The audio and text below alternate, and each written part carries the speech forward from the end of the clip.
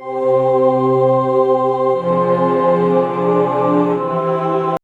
know, it's really interesting. A lot of gardeners want to control the seed effect. They want to make sure that only certain seeds enter the garden, that they enter the garden at a certain time point, in a certain location. Nature doesn't really work like that. Nature will spread the seeds throughout your garden. Maybe that is the right approach. We might be wrong. We might be too controlling with our seeds. We might be too stingy with our seeds. We might be creating purpose for our seeds. This idea of life sort of taking its own direction, filling in massive spaces, growing really well, little human interference, all those things might be the better way to garden. It might be the better way for us to step back and let seeds do their job. If you have a garden like this, we have so many birds coming here all the time. They are planting so many different seeds all over the place. We don't even know where some of this stuff comes from. So the next time you're really thinking about your garden, just maybe take a different approach and get your seeds in the ground. Get as many diverse seeds as you can. Get them in the ground, get them working. There's nothing better than a garden that is growing, working, circular, constantly advancing. That is the best way to garden. There's no questions about it. Yeah, I want to describe a big difference that I've experienced gardening here in Ecuador. Seeds have taken on a really new category of importance to me.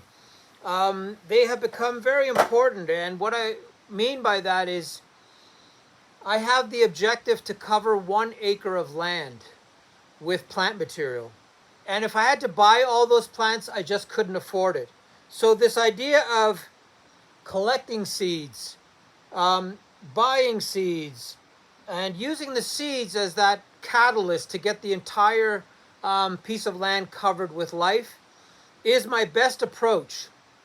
So when I think of that, I never used to do that in the colder climates. I have 365 days here where I can keep the seeds going, and I garden very differently now. So this importance of seeds is really interesting because I save all my fruit. I'll cut an apple in half, I'll take the 8 seeds out of it.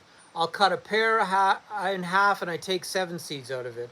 So this idea of using all available resources to keep growing more and more and more and more is a very interesting approach.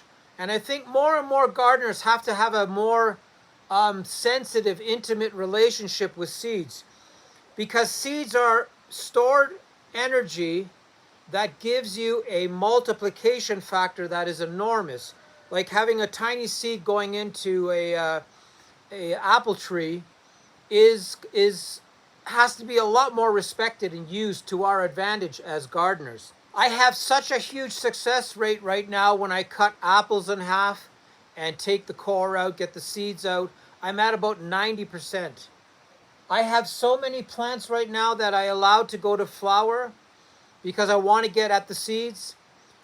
Usually I would have cut them down and got rid of the growth, but now the seeds are more important to me. It's very interesting how I have this love affair with seeds again.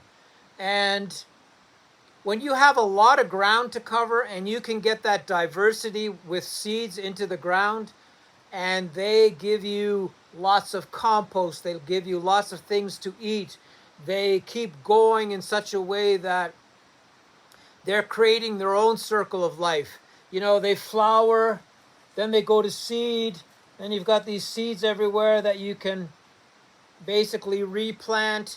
It's incredibly powerful how that circle isn't used enough by gardeners. And, you know, it's not hard to do it. So we have to really pay attention to what's turning into seeds in our garden. And we have to use that to our advantage, even if it's only as a ground cover.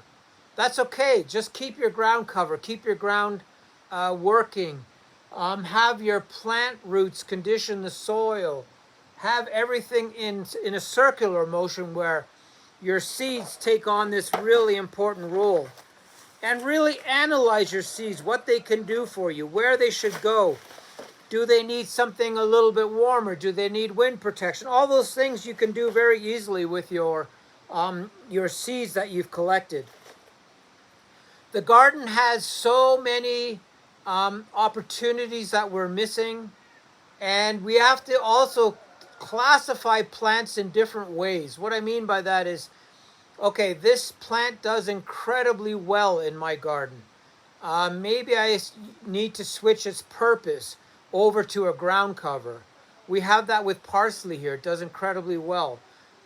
So this idea of growing according to what the seeds are doing or what the plants are doing is a very important difference when you really pay attention to the seeds that your garden is giving to you.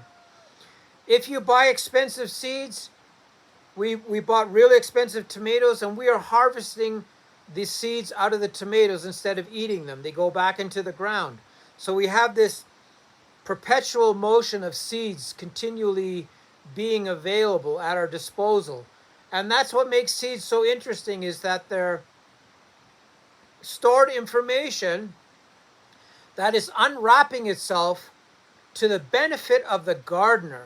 We have to really understand that the seeds are helping us. They are our friends. They are our strongest allies. So we have to use them in such a way that they really promote our garden to the best of its abilities. It's actually very interesting when you have your garden in a jungle-like format. Everything seems to go to seed a lot easier. What actually is happening is the plant material is feeling comfortable in its environment. You start to get fruits everywhere if you leave everything to its own devices. The human interference, this rows and columns, really changes a lot in your garden. And we have to be very careful with that we pay attention to letting your fruit do what it needs to do, letting your plants do what they need to do. And getting seeds in the ground instead of storing them, instead of, marveling at them. Get them in the ground, get them working. If you don't have the space organized for them, forget about it. Just put them in the ground and get going.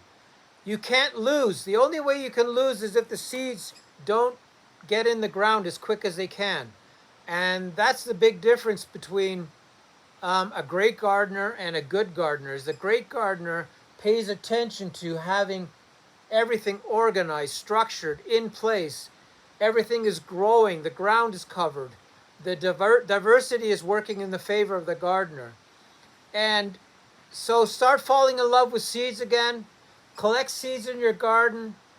Trade seeds. We got to keep this seed alleyway going. We got to keep life going. And seeds are a great way to create a multiplication factor that will cover this entire earth with green matter again, vegetation again.